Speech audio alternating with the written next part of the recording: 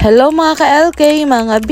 Maayong adlaw ninyong tanan din ha. Kami karon diri sa Ilaya kay para magkuhaan yung mga pakwan diri kay nangaugan na gid among yuta diri o mao na lang sab ang nabilin sa pakwan kay ang uban ani na nga daot na. Bisan nga gibisbisan bitaw siya, mao ra gihapon na nga layo. Tungod pod siguro sa sobra ka init, lagsa ra man gid mo ulan diri sa amo karon wala na yun. Swerte na lang gyud umuulan sa butuan unya maabot dayon diri sa amo malipay gid kaayo ang mga tanom ana. Pero bisan lagiting kayo ang init diri gasidling lang gihapon ko umapang gulay. Og dili na sab ko mag-expect nga mabuhi tanan akong gisidling. Kung mabuhi man gani sa pagsidling, ang pag-transfer diri ko arang kainit-init kay yuta. Pero dili lang gihapon ta mawad-an og pag-asa ani kay ulan na lagi ni kadugayan. Gipanguhan namon ni mga pakwan diri bahala gagmay ning uban. Kay basin madaot unya dili na namo mapuslan char. Pero bitaw mapuslan gihapon ni oy kaning gagmay nga among nakuha basin dili na okay ana. Muo na lang og kanang kuan fertilizer sa mga tanom diri ang nabili. Pero kaning dagko sure ko nga okay pa ni og pwede pa namo makaon. Gawa sa pakwan nga gi-harvest ni Mr. karon mag-harvest kami og mga talong diri og sili nga gagmay.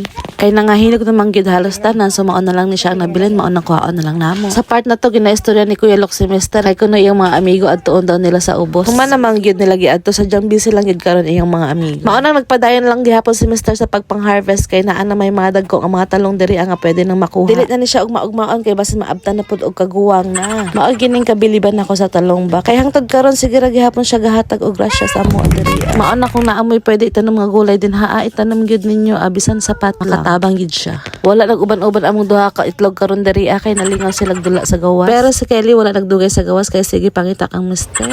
Kay nahuman naman og harvest si Mr. so diri lang sa taman mga B. Daghan kaayong salamat sa mo tan-aw og mo share ani nga video. Paki-like na lang din po. God bless sa atong tanan. Bye.